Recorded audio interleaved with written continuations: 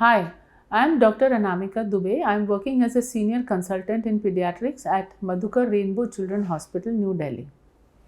आज हम एक बीमारी के बारे में बात करेंगे जिसे कहते हैं पर्ट्यूसिस और काली खांसी। यह इन्फेक्शन हमारे रेस्पिरेटरी पैसेज का इन्फेक्शन होता है। एक बैक्टीरिया से फैलता है जो कि हमारे रेस्पिरेटरी ट्रैक्ट में एक स्वेलिंग कर देता है और खांसी को बढ़ाता है। शुरुआत में ये बीमारी एक सिंपल खांसी जुकाम की तरह आती है। हल्का सा बुखार होता है और धीरे धीरे बढ़ते हुए लंबी खांसी का रूप ले लेता है। जो इसका फर्स्ट स्टेज होती है, फर्स्ट स्टेज में तो बच्चा ऐसे आया, हल्का बुखार, हल्का खांसी जुकाम, आंखें लाल, हल्की वॉमिटिंग ऐसे देखने को मिलेगा। ऐसा लगेगा जैसे कि कोई सिंपल खांसी जुकाम जो सीजनल होता है वैसा है। लेकिन जैसे ही स्टेज 2 में जाता है बच्चा, कोई 6-7 दिन के बाद उसमें खांसी बढ़ जाती है। और जो ये खांसी होती है, ये इसमें बच्चा खांसते खांसते एकदम मुंह लाल और कभी नीला हो जाता है। सांस रोक लेते हैं, छोटे बच्चों कभी कभी सांस रोक लेते हैं जिसे एपनिया कहते हैं। कभी कभी ये जो खांसी का दौर होता है उसमें बच्चे उल्टी भी कर देते हैं।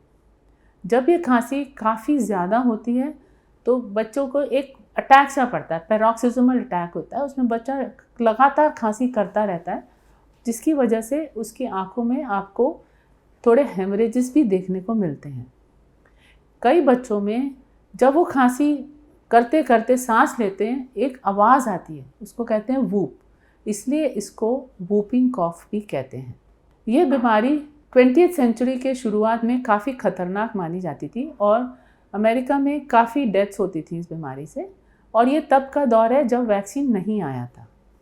यह इन्फेक्शन बहुत कंटेजियस होता है। अगर एक बार किसी को हुआ तो बहुत जल्दी दूसरे लोगों को लगने का डर होता है। ऐसा नहीं है कि ये इन्फेक्शन खाली बच्चों में ही होता है, बड़ों में भी होता है और ज़्यादातर बच्चों को इन्फेक्शन बड़ों से ही मिलता है। छोटे बच्चों में इस इन्फेक्शन के बहुत कॉम्प्लिकेशंस होते हैं, बड़ों में इतने नहीं होते और ख़ासकर उन बच्चों में ये इन्फेक्शन थोड़ा कम सीवियर होता है जिन्हें वैक्सीनेशन मिल चुका होता है।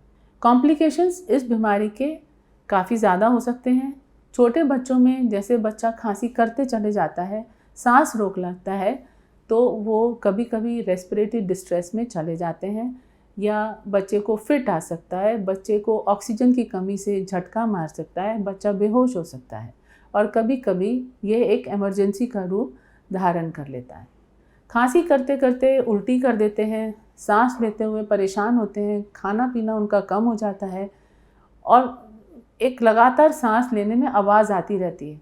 बड़े बच्चे कंप्लेन करते हैं कि उनको सांस लेने में तकलीफ़ हो रही है क्योंकि इस इन्फेक्शन में आपकी सांस की नली में एक स्वेलिंग जैसी हो जाती है।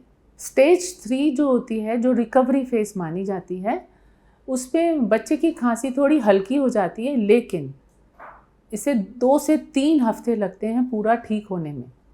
और इस दौरान बच्चे की इम्यूनिटी काफ़ी लो होती है और इस दौरान बच्चे को दूसरे इन्फेक्शन लगने के चांसेस थोड़े से बढ़ जाते हैं।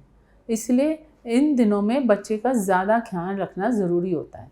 कुल मिला के ये बीमारी आपको 1 से 1.5 महीने तक परेशान कर सकती है अगर उसका इलाज अच्छे से नहीं हुआ हो या उसे नज़रअंदाज कर दिया गया हो। जो बड़े बच्चे होते हैं या जो बड़े लोग होते हैं उनमें ये इन्फेक्शन थोड़ा कम होता है और इतना सीरियस नहीं होता है जितना कि छोटे बच्चों में होता है। इसलिए छोटे बच्चों का समय पर डॉक्टर को मिलना, उसका डायग्नोसिस बनाना और उसका इलाज करना ज़रूरी होता है।